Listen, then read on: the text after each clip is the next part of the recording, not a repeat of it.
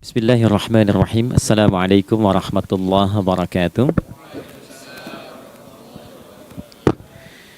Alhamdulillah wassalatu wassalamu ala Rasulillah Muhammad ibn Abdullah wa ala alihi wa sahbihi wa man walah wa ba'd.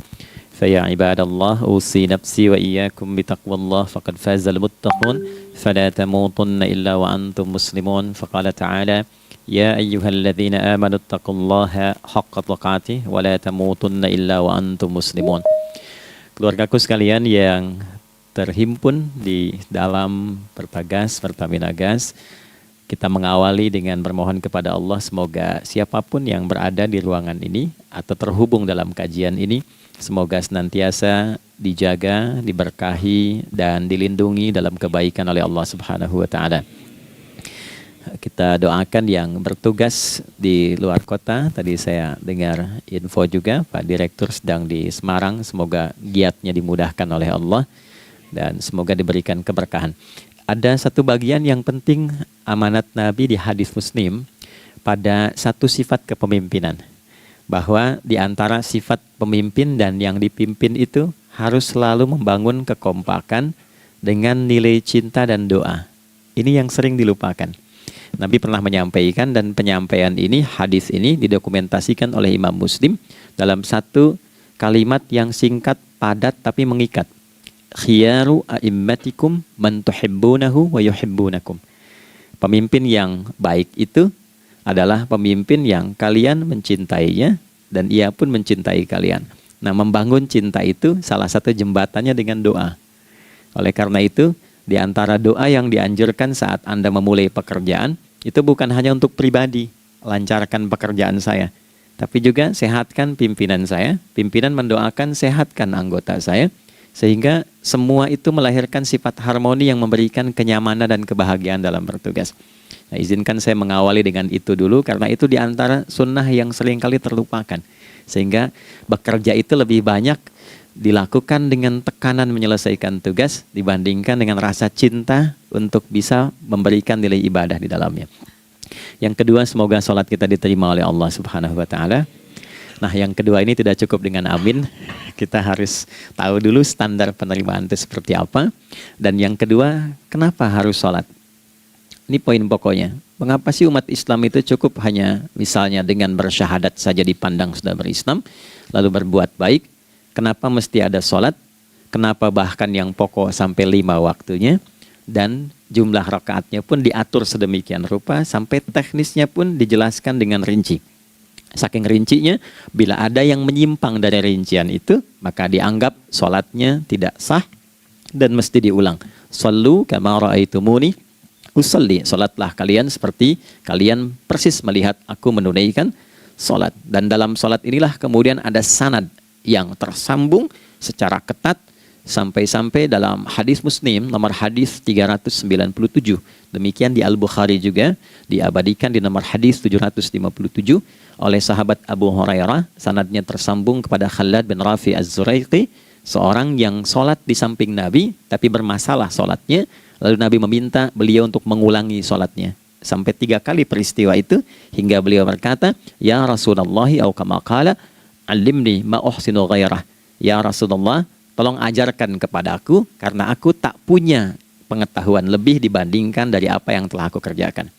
Nah, dari dasar ini melahirkan satu pertanyaan kritis ya, dan juga perlu argumentasi yang kuat secara syariah mengapa kita menunaikan ibadah salat. Baik teman-teman sekalian, karena waktu kita sangat padat ya, kita manfaatkan sebaik-baiknya. Saya mohon izin kajian kita akan lebih fokus kepada inti materi sehingga manfaatnya lebih banyak kita dapatkan. Salat satu-satunya amalan di dalam Islam yang mencakup 4 bagian pokok dalam beragama. Jadi ketika seseorang menetapkan dirinya beragama dan ciri satu nilai agama itu bernilai benar, ya, dalam nanti kalau kita mau komparasikan atau kita riset, itu ciri pokoknya ada 4. Satu, ada aspek namanya aspek keyakinan, ya, tauhid atau akidah. Nggak mungkin kan beragama kalau nggak yakin. Ya, karena itu pasal 29 ayat kedua itu mengandung nilai keyakinan. Negara menjamin kemerdekaan tiap-tiap penduduk untuk memeluk agamanya masing-masing dan beribadah menurut agama dan kepercayaannya itu. Ya, jadi nggak mungkin kita bisa menghasilkan nilai kepercayaan dan ibadah kalau tidak ada unsur keyakinan. Atau bahasa kitanya disebut dengan iman. Ya, iman itu nanti juga dipaku dalam setiap nilai kebangsaan di konteks Negara Kesatuan Republik Indonesia. Ini yang paling membahagiakan. Jadi mau jadi pegawai apapun itu syarat, ya, salah satu syarat yang melekatnya beriman dan bertakwa kepada Tuhan Yang Maha Esa, gitu kan? Ya, kemarin saya di BPK itu ada 11 bab Romawi, 40 pasal. Ya, di bab yang keempat pasal 13 tentang pemberhentian dan pengangkatan itu ada 11 poin A sampai K. Di poin B yang keduanya syarat menjadi bagian dari anggota BPK itu beriman dan bertakwa kepada Tuhan Yang Maha Esa. Baik, di Undang-Undang Pendidikan Sisdiknas nomor 20 tahun 2003 itu kalau kita baca dari poin menimbang ada 4, di poin B-nya saja sudah ada iman. Ya, Undang-Undang Dasar 1945 mengamanatkan pemerintah mengusahakan satu sistem pendidikan ya nasional yang meningkatkan keimanan dan ketakwaan pada Tuhan Yang Maha Esa serta akhlak mulia, baru mencerdaskan kehidupan bangsa. Ya, secara singkat, satu, agama dianggap benar kalau ada doktrin keimanan, ada akidah, ada tauhidnya. Yang kedua, ada ibadahnya. Ya, sebagai pembuktian kita beriman, buktinya apa? Ya kan? Saya beriman kepada Tuhan, kita tetapkan, misalnya Allah. Apa pembuktian keberimanan kita kepada Allah? Ya, kan pembuktiannya itu mesti diwujudkan dalam bentuk sikap. Sikap itulah yang disebut dengan ibadah. Nah, konsepsi ini ada di Quran surah ke-20 Thaha di ayat ke-14. Innani anallahu la ilaha illa ana fa'budini. Ya, sungguh aku tegaskan bahwa akulah Allah, satu-satunya Tuhan yang layak dipertuhankan dan disembah. Ketika Anda mempertuhankan aku, fa'budni, maka buktikan kebertuhananmu kepadaku dengan menyembahku. Karena itu namanya Allah punya dua arti. Satu yang dipertuhankan, kan? Ilahun wahid. Yang kedua yang disembah. Ya, jadi yang dipertuhankan dan disembah. Oke. 3. Yang ketiga harus punya unsur praktikal atau implementatif dalam interaksi kehidupan. Ya, jadi bukan cuma nyembah Tuhan, bimbingan kehidupannya apa? Implementasi dari ibadah itu.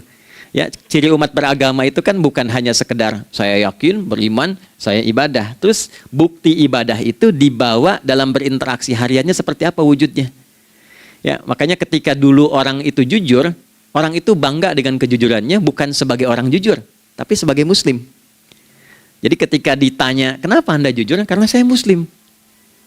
Ketika ada seorang penggembala di Sahara yang sangat gersang, diuji oleh Umar bin Khattab, ingin diambil kambingnya, kan kisahnya viral kan? Baik ya? Oh, tapi ini bukan punya saya. Bilang aja pada tuan Anda, kalau kambingnya hilang satu dimakan serigala. Lantas di mana Allah? Jawaban itu yang menggetarkan kepada jiwa. Jadi kebenaran yang diungkap dengan sikap kejujuran itu implementasi nilai beragama. Nah, jadi praktek ibadah ada di muamalah. Oke, satu akidah. Akidah dibuktikan lewat ibadah, ibadah diimplementasikan dalam muamalah. Itulah sebabnya nanti seluruh bagian tubuh kita ketika digunakan untuk bersifat dan bersikap, itu ada tuntunan iman di dalamnya. Oke? Misal, saya tanya begini ya, ini mukaddimah ya, kita belum mulai nih.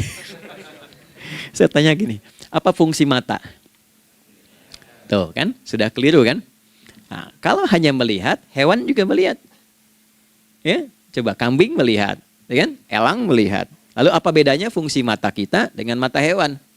Ternyata ketika kita meriset ayat-ayat Al-Quran terkait dengan fungsi tubuh kita, itu rata-rata dibuka dengan iman dulu. Quran surah 24, surah Cahaya, ayat 30 untuk laki-laki, 31 untuk perempuan. Qul lil mu'minin, ya Muhammad katakan, viralkan pada pria-pria yang menyatakan dirinya telah beriman. Yaghuddu min absarihim, gunakan pandangannya itu yang dibimbing oleh imannya untuk melihat yang baik saja menurut standar imannya. Jadi kalau menurut imannya tak baik, nggak boleh dilihat. Karena itu ketika Anda sudah mengatakan asyhadu an la ilaha illallah, asyhadu anna Muhammad Rasulullah, kalimat itu dari lisan turun ke hati, Itu jadi cahaya ke bagian tubuh kita. Makanya ketika Anda melihat, itu ada cara pandang tertentu yang dibimbing iman. Standarnya beda dengan tanpa iman. Kalau nggak ada iman, semua mungkin terlihat. Tapi ketika ada iman, hati kecil Anda akan bicara, ini nggak baik. Palingkan. Nah, memalingkan dari yang tak baik menurut iman, itu namanya ghaddul basar. Oke? Perempuan juga begitu, setara. Wa kullil mu'minati yaghdudna min absarihinna. Dan katakan pada setiap perempuan yang menyatakan dia beriman, maka gunakan pandangan itu dengan bimbingan imannya. Ketika tak baik menurut imannya, palingkan. Ya, Anda lihat kajian di YouTube, terus ada iklan kan? Nah, terus menurut standar iman nggak bagus, itu otomatis akan nggak suka itu. Ya, pasti dipalingkan. Ya. Anda kalau naik pesawat ya, tugas keluar tuh, pertagas tugas keluar. Kalau pramugari lagi demo tuh yang dilihat pramugarinya apa demonya tuh. Nah, iman itu akan bekerja di situ tuh. Ya, palingkan tuh. Nah, sama dari mata turun ke, jangan langsung ke hati aja, ke lisan dulu kan. Ya, ke mulut kan. Itu mulut tuh ketika digunakan fungsinya, imannya disebut dulu. Ya, Quran surah 49 ayat 11 misalnya, ya. Ya ayyuhalladzina amanu, imannya dulu. La yaskhar qaumin qaum. Ayat 12-nya la yaghtab ba'dukum ba'dha. Hai orang-orang yang telah menyatakan beriman. Kalau pakai alladzina disebutkan 1080 kali dalam Al-Qur'an, itu kalimatnya diksinya singkat, padat, mencakup semua tanpa sekat.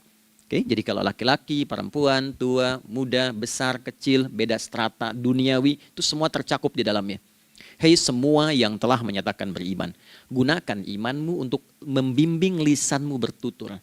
Kalau masih merasa punya iman, jangan gunakan lisan untuk mencela merendahkan orang. Untuk bergibah, membuat hoax. Didetilkan oleh Nabi kalimatnya jelas. Man kana yu'minu billahi wal yaumil akhir falyakul khaira aw liyasmut.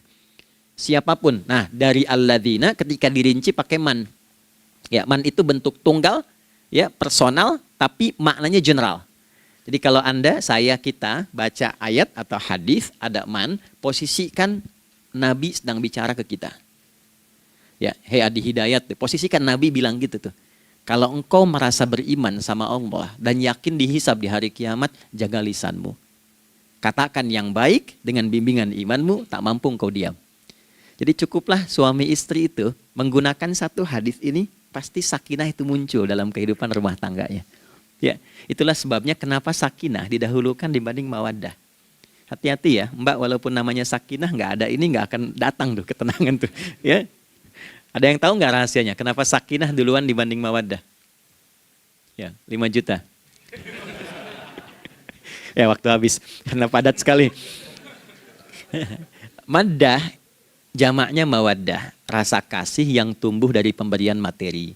Jadi kalau rumah tangga itu ingin cenderung pada kebahagiaan, boleh berbagi dengan materi.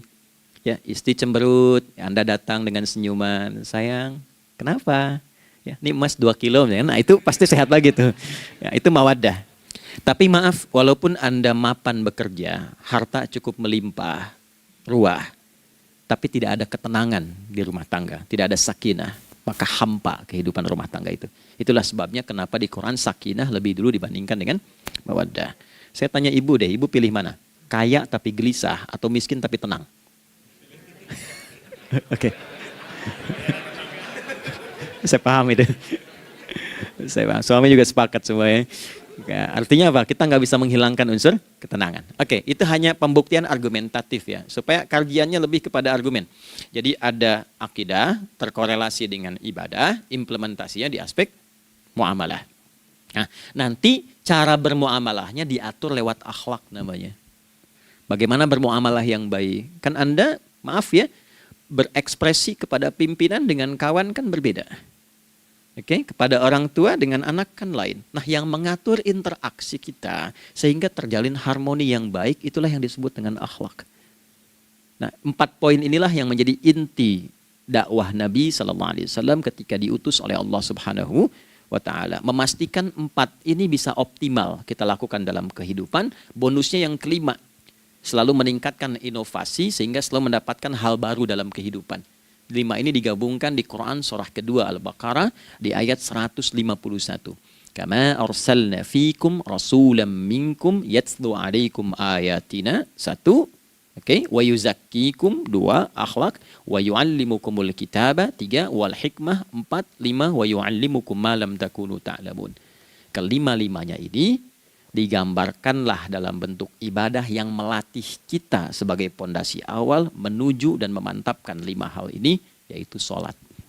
Itulah sebabnya kenapa sholat yang pokok dilakukan 5 waktu dalam sehari untuk mewujudkan 5 hal ini dalam kehidupan, dan satu-satunya ibadah yang mengumpulkan 5 aspek ini dalam prakteknya hanya sholat. Hanya sholat. Oke, mari kita detilkan, kita rinci, dan di sini kita akan mulai kajian kita. Yang tadi mukadimah ya. Baik, kita punya 30 menit. Wah, padat sekali. Bismillahirrahmanirrahim. 1. Sholat adalah perwujudan iman seorang hamba. Karena itulah kalimat sholat pertama kali disebutkan dalam Al-Quran, itu letaknya setelah kalimat iman. Al-Baqarah ayat 3, alladzina yu'minuna bil ghaibi wa yuqimunas sholat. Orang-orang yang telah menyatakan beriman dan konsisten menjaga imannya. Beda alladzina amanu dengan yu'minun. Amanu telah beriman. Tapi kalau dia komitmen dan konsisten terus menjaga imannya sampai saat dia berpulang pada Tuhannya, maka berubah nanti bentuknya kalau di bahasa Arab jadi mudhari'. Kalau di bahasa Inggris kan tuh punya 3 arti, present, continuous, and future. Jadi kalaupun sekarang terus berlangsung sampai masa depan pun saya tetap akan beriman. Nah, pembuktian untuk menjaga iman itu pembuktian utamanya pada sholat. Itulah sebabnya satu-satunya amal ibadah dari rukun Islam yang 5 itu, ya, satu-satunya amal ibadah yang disebut iman dalam Al-Quran hanya salat. Teman-teman boleh buka Quran surah kedua Al-Baqarah di ayat 143. Ya, di pertengahan ke ujung ayatnya. Saya percepat. Wa ma kana Allahu liyudhi'a imanakum. Dan Allah nggak akan pernah menyia-nyiakan salat seseorang yang dikerjakan karena imannya. Ayat ini turun, ketika ada terjadi pergantian arah kiblat dari yang tadinya semula ke Masjidil Aqsa, lalu berputar 180 derajat, beralih ke Masjidil Haram. Nabi sedang berada di luar Madinah. Madinah tempo dulu wilayahnya nggak seluas cakupan sekarang. Oke, kalau diilustrasikan area sekitaran Masjid Nabawi sekarang itulah Madinah lah. Di luar itu sudah di luarnya.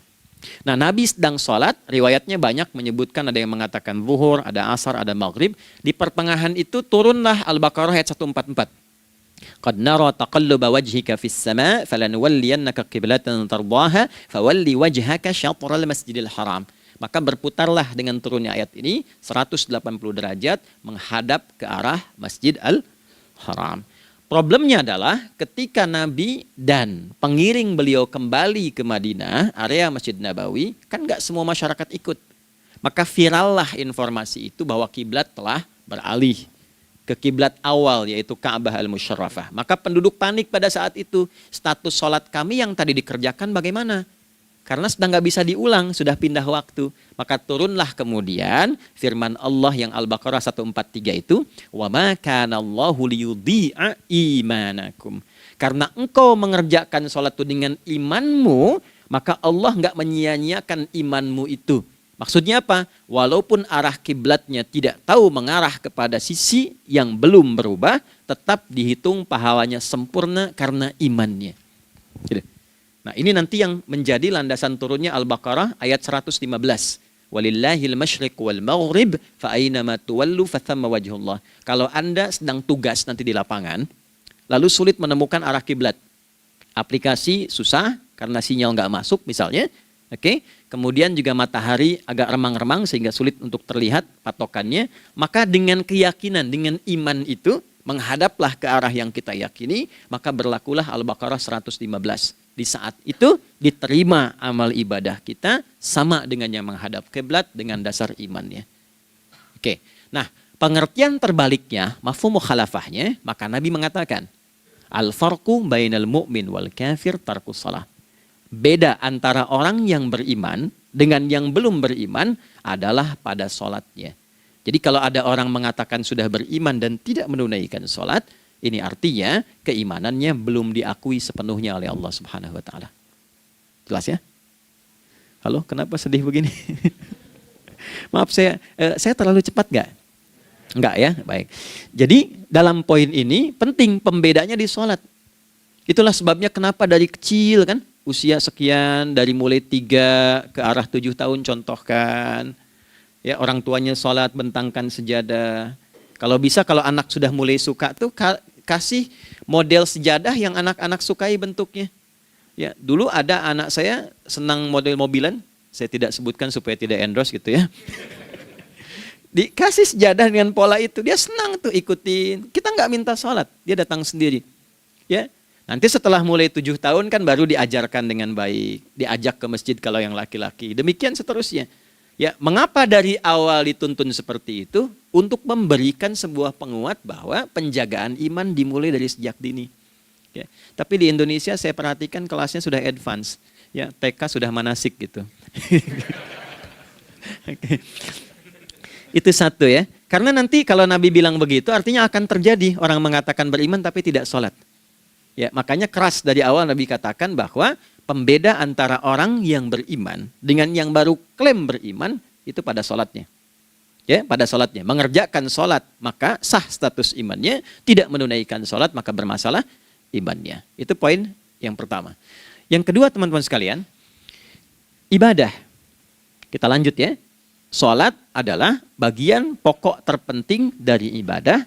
Nah, di sini kita akan mulai membuka sedikit rahasia terkait dengan aspek ibadah ini.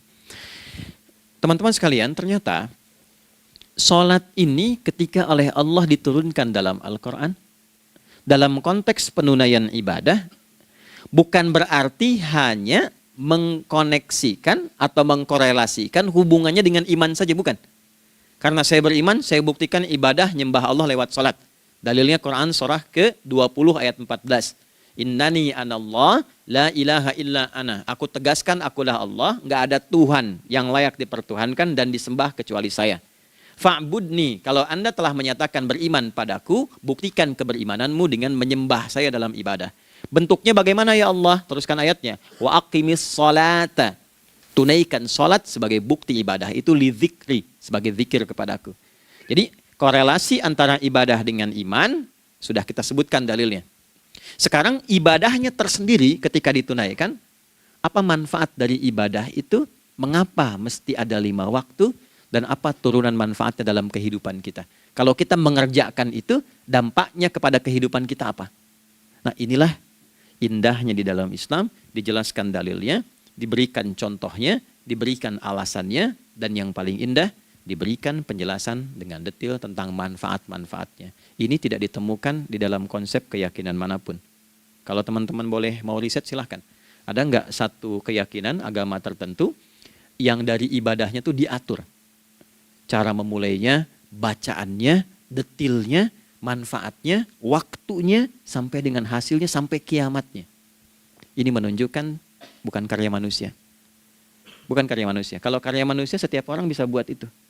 Ya, ketika ini menunjukkan bukan karya manusia, maka pertanyaannya dengan cara apa lagi Allah memberikan pembuktian pada kita bahwa Ia Tuhan yang hak yang harus kita sembah. Nah, kalau sudah paham, mari kita rincikan turunan tentang sholat ini. Kita mulai satu-satu teman-teman sekalian dari waktu sholat. Seperti kita ketahui waktu sholat ada 5. Tapi yang sering kita dapati dari yang 5 ini tidak semua orang mengetahui tentang makna dari nama dan pembagian di waktu ini.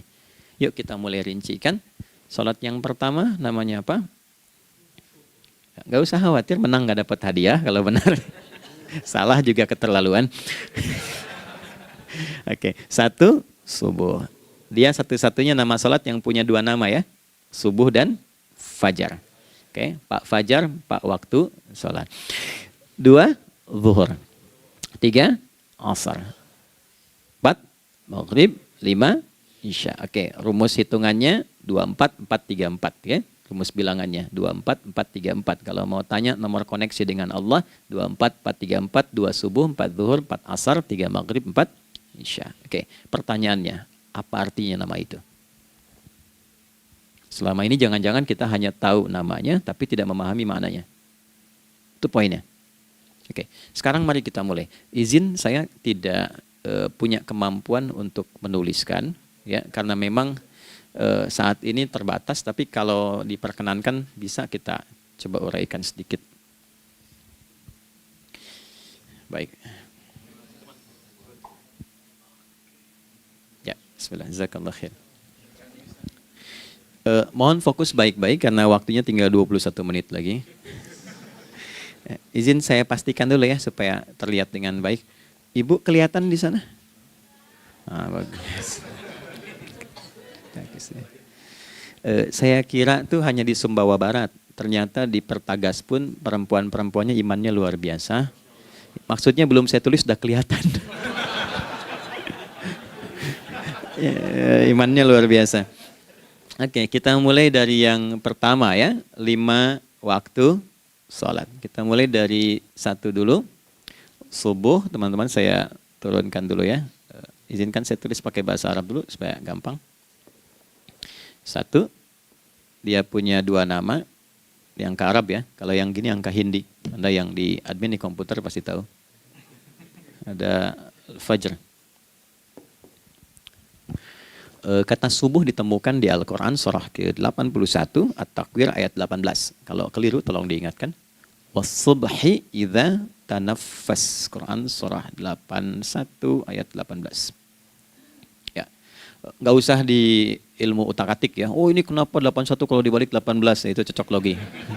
Ya, abaikan aja itu. Ya. Fajar agak banyak di Quran terkait dengan nama sholatnya ada di Quran surah ke-17 di ayat 78. Aqimis salata liduluki syamsi ila ghasaqil laili wa qur'anal fajr. Inna qur'anal fajri kana masyhuda. Yuk kita mulai ke maknanya dulu. Ingat rumusnya ya. Rumusnya ini selalu begini rumusnya. Aqidah selalu punya korelasi dengan ibadah. Ibadah selalu punya korelasi dengan muamalah, interaksi harian kita. Muamalah hiasannya adalah akhlak. Nah, barulah kemudian di sini muncul inovasi dalam kehidupan, hal yang baru. Hidup ya, yang mengacu pada 2 kebahagiaan yaitu dunia dan akhirat. Ya, konsepsi ini nanti ditemukan di Quran surah ke-2 Al-Baqarah ayat 201 dan menjadi doa paling favorit umat Islam Indonesia saat ini. Rabbana atina fid dunya fil akhirati. Oke, ya cukup. Subuh. Ini rumus dasarnya. Dari akidah kita beriman, pembuktian imannya lewat ibadah sholat. Apa hubungan sholat dengan aktivitas harian kita? Subuh asalnya terkorelasi dengan kata asbah. Oke? Asbah itu asalnya sesuatu yang sudah siap dengan rencana yang matang. Baik, orang Arab tuh kalau bertanya begini, kaifa asbahta ya akhi? Kaifa asbahti ya ukhti? Bagaimana kabarmu di pagi ini? Itu bukan hanya nanya kabar kesehatan. Beda dengan kaifa haluk, beda. Ya, itu bertanya, bagaimana kabarmu hari ini? Aktivitasmu bagaimana? Lancar, sudah siap, planning bagus, dan sebagainya. Ya, itulah sebabnya ketika Allah bersumpah dengan awal waktu, penandanya adalah planning kegiatan.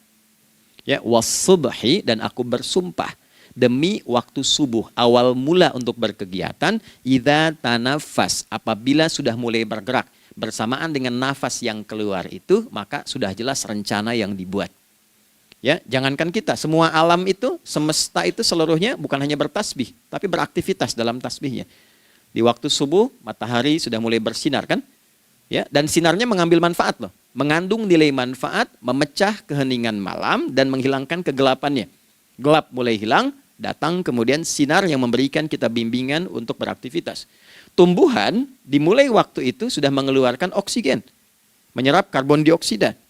Saya waktu di Utrecht, di Delft di Belanda, ya, saya coba ingin membuktikan. Kan adzan nggak terdengar keluar ya.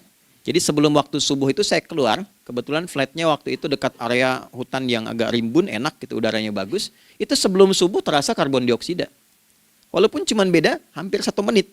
Tapi begitu masuk waktu subuh, keluar kesegaran yang luar biasa. Oksigen yang keluar. Ya, ini kan nggak mungkin kalau kuasa Allah tuh nggak mungkin terjadi seperti ini kalau bukan kuasa Allah Subhanahu wa taala. Tapi poinnya adalah yang bicara begini Quran. Nah, sekarang yang ingin saya katakan adalah alam semesta dalam konteks seperti matahari, kemudian tumbuhan, binatang, ayam bahkan mulai berkokok, punya planning yang teratur. Masa kita makhluk yang dihisab tuh nggak teratur? Nggak punya perencanaan? Maka subuh itu mengajarkan kepada kita, jangan sampai ada orang Islam yang punya keimanan, lalu menunaikan sholat, diajarkanlah oleh Allah, setiap masuk subuh itu harus punya agenda yang jelas. Planning yang terukur. Jangan terjadi mengaku muslim, beriman, tapi nggak jelas perencanaan hidupnya. Jam 7 mau di mana? Jam 8 kerjakan apa? Anda dari sini ketemu 7 ke 4, atau setengah 8 ke setengah 5, 8 jam kerja. Oke, berangkat jam berapa? Petakan di jalan macetnya di sebelah mana? Ukur sampai kantor tiba jam berapa? Apa yang mau dikerjakan di kantor? Itulah Islam, itulah subuh. Sehingga tidak ada satupun orang Islam di era Nabi mengajarkan beraktivitas kecuali terukur dan teratur. Bahkan Nabi memulai itu evaluasinya di malam hari. Sehingga turun di antara surah Al-Insyirah itu ada ayat yang tegas mengatakan di ujungnya, فَإِذَا فَرَغْتَ فَانْصَبْ. Evaluasi yang telah berlalu di malam hari. Evaluasinya menyeluruh sampai ke zikirnya. Dicatat nih. Ya, aku hari ini secara spiritual itu, mohon maaf, sholat jamaahnya berapa waktu tuh? Dari 5. Oke? Misalnya dari 5 itu cuma 4, berarti koreksi ada yang kurang. 1. Ya. Yang kedua, secara intelektual sudah berapa bacaan yang dibaca saat ini? Ilmu yang ditingkatkan, mensyukuri anugerah akal dan sebagainya. Bekerja sempurna enggak? Turunkan ibadahnya bagaimana? Ketika ada yang kurang, istighfari. Ya, sebagai seorang ayah, ada nggak sesuatu yang salah yang dilakukan belum sempurna?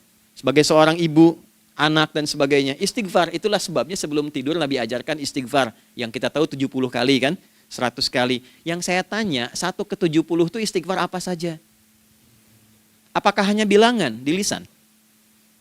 Atau dari lisan diingatkan oleh pikiran, ditembuskan ke hati? Istighfar sebagai seorang ayah yang kurang maksimal melihat anak dengan baik. Anda boleh punya jabatan di kantor, boleh direktur, boleh manajer, boleh macam-macam. Tapi ketika Anda pulang, Anda seorang ayah. Saya di Timur Tengah disebut syekh, di sini dipanggil kiai, dipanggil ustadz. Pulang ke rumah, anak saya nggak kenal itu semua. Anak saya nggak peduli itu semua. Belum pernah seumur-umur saya mengajar, lalu saya pulang, anak saya menunggu depan pintu dan memanggil, kiai. Dia ingin ayahnya. Dia ingin ayahnya. Kenapa nggak kita hadirkan istighfar pertama kita itu karena kita kurang perhatian. Kurang perhatian kepada anak misalnya. Saya kalau pulang tengah malam dan semua tertidur, saya lihat satu-satu.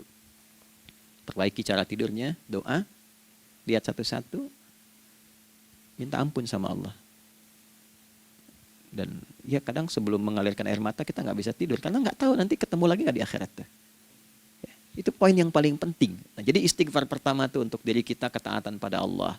Untuk diri kita sebagai anak pada orang tua. Sebagai suami punya tanggung jawab istri atau sebaliknya. Demikian seterusnya.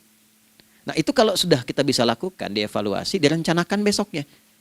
Fa'idha faraghta fansab. Direncanakan lagi yang berikutnya, besok mau ngapain, tulis malam. Kalau kita biasakan begitu tidurnya enak. Karena nggak ada beban, damai hidupnya. Dengan teman damai kalau ada perselisihan sebelum tidur. Ya. Jadi nggak ada orang mengigau itu masalah-masalah kehidupan dunia yang belum tuntas. Ini dunia saat terjaga bermasalah, saat tidur pun masih bermasalah. Gara-gara kamu nih, kapan istirahatnya? Ya. Nah ketika kita bangun dari subuh itu, maka rencana yang sudah kita siapkan itu teman-teman sekalian, dibawa menghadap Allah supaya minta kemudahan, minta kelancaran, minta pendampingan, minta bimbingan. Itulah sebabnya kita dipanggil sholat di awal waktu. Supaya rencana yang sudah kita siapkan itu minta taufiknya, persetujuan dan perlindungan dari Allah. Inilah yang menjadikan rahasia umumnya para sahabat memulai berkegiatan sejak dari masjid. Teman-teman boleh riset deh hadis-hadis tentang sholatnya sahabat dan kaitannya dengan syuruk dan pekerjaan. Rata-rata memulai dari masjid. Mereka tungguin, evaluasi, begitu siap, syuruk, minta sama Allah, berangkat. Saya mau kasih satu rahasia ya. Boleh jadi ijazah tapi ini diantara kita aja ya. Anda boleh lakukan, berangkat ke masjid itu dengan baik. Terus minta misalnya, ya Allah, kau perintahkan aku untuk berikhtiar, sekarang aku lakukan. Kau perintahkan aku untuk merencanakan, sekarang aku ikhtiarkan. Mohon lindungi, mudahkan, dan berikan bimbingan terbaik untuk mendapatkan hal yang wajar, halal, baik, dan kau ridhoi. Anda berangkat. Pulang. Sebelum nyampe rumah, mampir dulu ke masjid.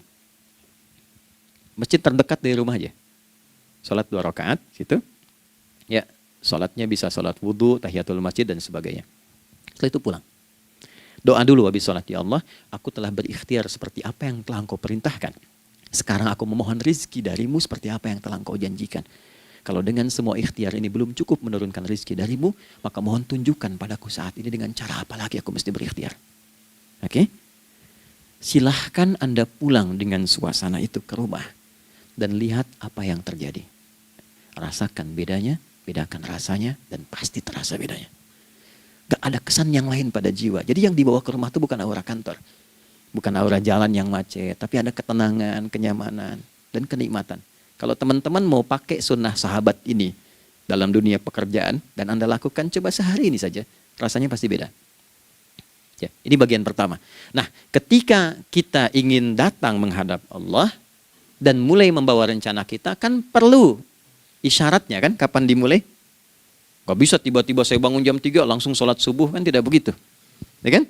Mesti ada satu sinyal dulu, yang dari sinyal itu ada feedback pada diri kita untuk merespon, gitu kan?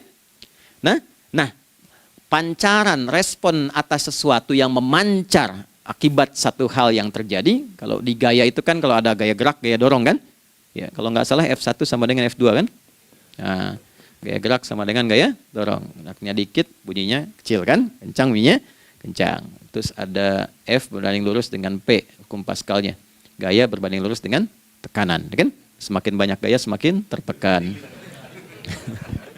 Nah, respon yang muncul ketika ada satu misalnya gaya, tapi responnya sifatnya materi sifatnya. Ya, misal kalau Anda mau mengebor air, kan? Kemudian keluar terpancar tuh dari bawah itu keluar misalnya air. Nah, itu namanya infajar. Infajar. Dalilnya Quran surah kedua ayat 60. Wa idzistasqa Musa liqaumihi faqulna idrib bi'asakal hajar fanfajarat min husnata asyrata aina. Nabi Musa kata Allah itu kaummu 12 suku minta mata air. Dan enggak tanggung, setiap sukunya minta satu, katanya supaya enggak rebutan. Maka Allah firmankan, pukulkan tongkatmu yang kayu. Lihat diksinya detil sekali. Pukulkan tongkatmu yang kayu ke batu itu, maka batu itu akan terbelah dan mengeluarkan pancaran 12 mata air. Ya, tongkat kayu dipukulkan ke batu, batunya yang hancur. Karena Musa seorang nabi, gitu kan? Anda punya tongkat emas, pukulkan ke batu, maka keluar 12 air mata. Gitu kan? Nah ini, infajar. Kalau respon yang keluar itu respon buruk. Misal dalam nafsu, kan suka ada triggernya yang memancing respon, terus nafsu keluar kan? Ya, apa saja itu? Lihat gambar yang nggak bagus, nafsu keluar, itu kan? Lihat sendal bagus, nafsu keluar, macam-macam ya. Nah itu fujur namanya, fujur. Hurufnya masih sama, cuma bentuknya berbeda. Fa, jimnya masih ada waw, ada ra-nya, fujur. Quran surah 91 di ayat 7-10. Wa nafsi wa ma sawwaha fa'alhamaha fujuraha wa taqwaha. Fujur tembus ke nafas, nafas memerintahkan yang buruk disebut su. Nafas ketemu su jadi nafsu. Makanya nama lain fujur itu nafsu. Dalilnya Quran surah 12 ayat 53. Wa ma ubarni'u nafsi innan nafsa la'ammaratun bisu.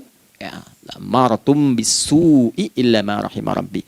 Oke, nafas ketemu su. Teruskan. Tapi kalau pancarannya pada sifat yang baik.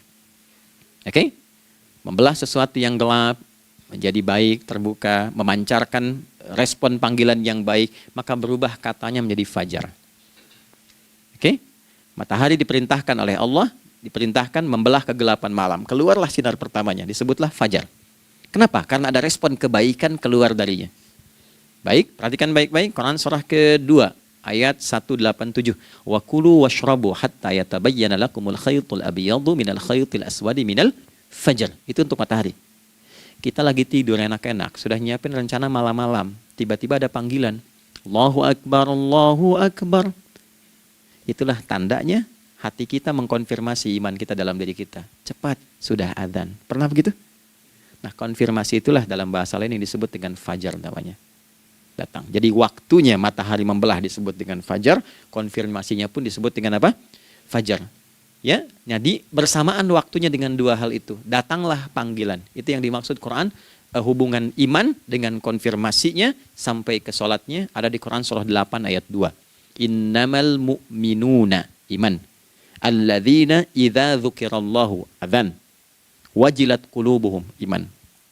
Jadi begitu ciri iman itu ada dalam jiwa, dipanggil lewat adzan, kan? Allahu Akbar, langsung merespon, ya Allah sudah adzan. Walaupun setelah adzan ada lagi getaran, baru adzan belum qomat gitu kan. Nah, misal ya. Nah, tapi inilah fajar. Jadi maksudnya rencana Anda ini agak jarang dibahas ya. Mohon maaf, ilmu ini agak jarang. Jadi jangan Anda bilang saya bid'ah, bukan. Ya, bukunya ada, referensinya ada. Cuman karena jarang dikaji, jangan sampai kekurangan pengetahuan menghukumi yang tahu jadi salah gitu. Ini poinnya. Jadi saya kalau bahas satu masalah itu bukunya saya kumpulkan. Tafsir awal sampai akhir yang ada apa, buku-buku tentang sholat apa, baru kita keluarkan. Jadi bagian topik-topik tertentu yang dibahas. Problemnya ketika membahas tentang ibadah cuma dua. Satu tentang bacaan, doanya apa. Yang kedua tentang gerakan, bagaimana mengerjakannya. Yang ketiga jarang dibahas, hikmahnya apa. Padahal rumus dalam ibadah itu dalam fikih tiga-tiga mesti dipakai. Ini Quran surah kedua ayat berapa? Ayat 129. Rabbana wab'ats fihim rasulan minhum yatlu 'alaihim ayatika ini wa yu'allimuhumul kitaba ini wal hikmah ini. Barulah kita mendapatkan sesuatu yang baru. Ya. Ini wa yuzakkikum dan di 151 Al-Baqarah wa yu'allimukum ma lam takunu ta'lamun. Jadi ini bukan ilmu yang baru, bukan, belum tahu saja. Jadi selama ini yang kita kerjakan jangan sampai terbatas pada ritualnya saja untuk mencukupkan ini. Hubungan ritual dengan ini apa gitu. Ya, jadi subuh ini mengkonfirmasi bahwa ada satu keteraturan dalam kegiatan kita. Ya, alhamdulillah. 2, siang. Oke, setelah subuh, fajar, salat apa? Zuhur. Oke, saya tanya pada Anda, zuhur itu artinya apa? Sudah, cukup katakan wallahu a'lam. Waktunya terbatas ya. Anda sahabat ditanya nggak tahu wallahu a'lam. Anda sahabat bukan, tabi'in bukan. Zuhur. Waktu tinggal 4 menit lagi. Oke, teman-teman kalau kita jeli, ini kan sholat dikerjakan di siang hari kan? Siang itu bahasa Arabnya nahar. Naharun itu siang. Tapi kenapa sholatnya zuhur? Kok nggak sholat nahar gitu? Ya, lohor, jadi paksain tuh. Zuhur, lohor. Ya. Terus sore, biar nyambung cepat. Sore, bahasa Arabnya kan masa. Masa al-khir, selamat sore. Kenapa kok sholatnya asar? Kok sholatnya namanya asar? Oke. Maghrib, isya. Isya kan malam kan? Kenapa nggak lail? Lail itu kan malam. Kalau ada yang istimewa di malamnya, itu lailah namanya. Makanya ketika turun Al-Quran disebut Lailatul Qadar. Karena malamnya istimewa. Beda, lail dengan lailah itu beda. Lail itu waktu malam, lailah ada yang istimewa di malam itu. Ya. Jamaknya lail, layali, lela, lili, lala, itu malam. Ibu lili, ibu malam-malam. Ya.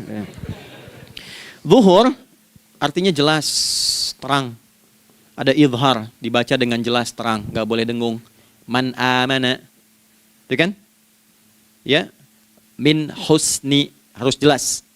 Ya. Ada a, jelas. Zuhur kenapa disebut zuhur? Untuk evaluasi kegiatan kita dari setengah hari. Sudah jelas belum hasilnya? Ini Anda punya rencana di sini, evaluasi di siang. Jelas gak hasilnya? Pekerjaan Anda yang sekarang diamanahkan dari pagi jam 7 sampai sekarang, evaluasi dulu. Dicek, jangan cuma ditinggalkan. Oke, saya sedang kerjain, tinggalin dulu sholat. Bukan begitu. Ketika akan sholat, Anda cek dulu. Dari ke siang itu tengah hari, bagaimana hasilnya? Ada yang perlu disempurnakan gak? Ya. Ketika ide-idenya mulai mentok, ada yang belum selesai, datang dulu sholat, tenang lagi. Saat tenang itulah dirumuskan kembali pelan-pelan. Kan lumayan dari jam 12 sampai jam 1. Diisi dengan baik, dilihat. Itu baru dunia ini. Kan kita ngejar ini juga. Karena nanti ayat 200-nya, ada yang cuma ngejar ini. Wa minan nasi may yaqulu rabbana atina fid dunya. Bukan, kalau nggak hafal diam aja. Wa minan nasi may yaqulu rabbana atina fid dunya wa ma lahu fil akhirati min khalaq.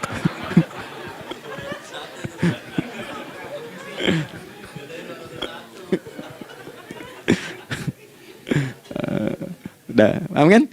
Dan di antara manusia ada yang fokusnya hanya dunia yang dikejar, sehingga nggak kebagian akhiratnya. Padahal dia tahu dia mau pulang.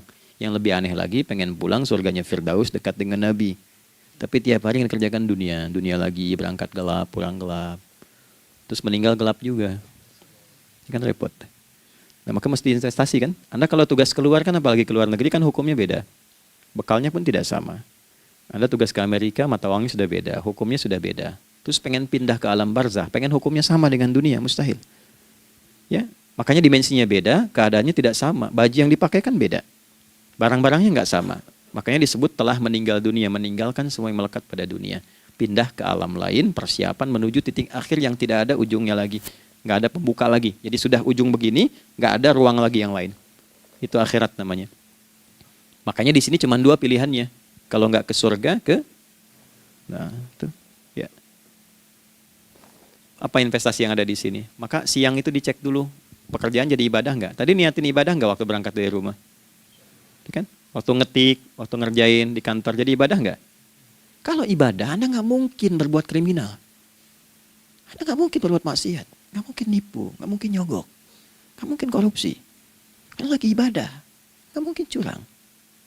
Kan lagi ibadah. Anta budallaha ka'annaka tarah. Anda itu mengerjakan segala hal sebagai ibadah, merasa diawasi Allah. Fa in lam takun tarah fa innahu yarak. Kalaupun Anda merasa nggak melihatnya, Anda yakin Anda dilihat.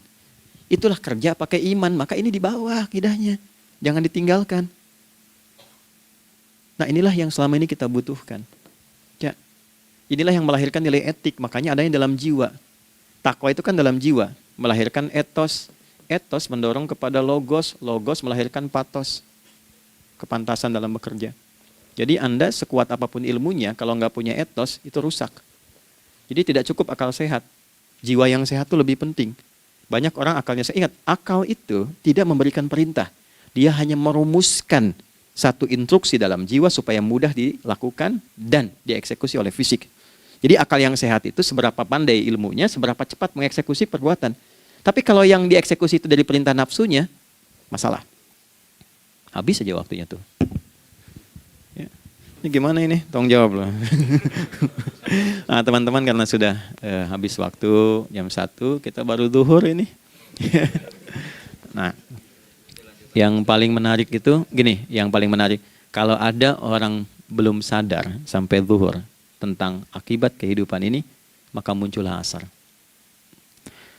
Apa asar itu? Kenapa mesti disebut dengan asar? Dan apa manfaat istimewanya asar kepada jiwa kita? Itu di kesempatan lain kita akan bahas. Teman-teman, waktunya sudah habis ya. Saya menghargai Anda, kan tidak boleh juga saya ngajarkan tapi mengambil yang sesuatu yang tidak tepat ya. Kita buktikan keimanan kita dengan mengerjakan amanah pekerjaan di tempat ini dengan baik, waktu digunakan dengan baik. Kita saling mendoakan supaya semua kita dijaga oleh Allah Subhanahu wa taala. Maafkan saya, lain kesempatan kita berjumpa kembali untuk melanjutkan apa yang telah kita bahas hari ini. Mari kita berdoa, semoga doa kita diterima oleh Allah Subhanahu wa taala.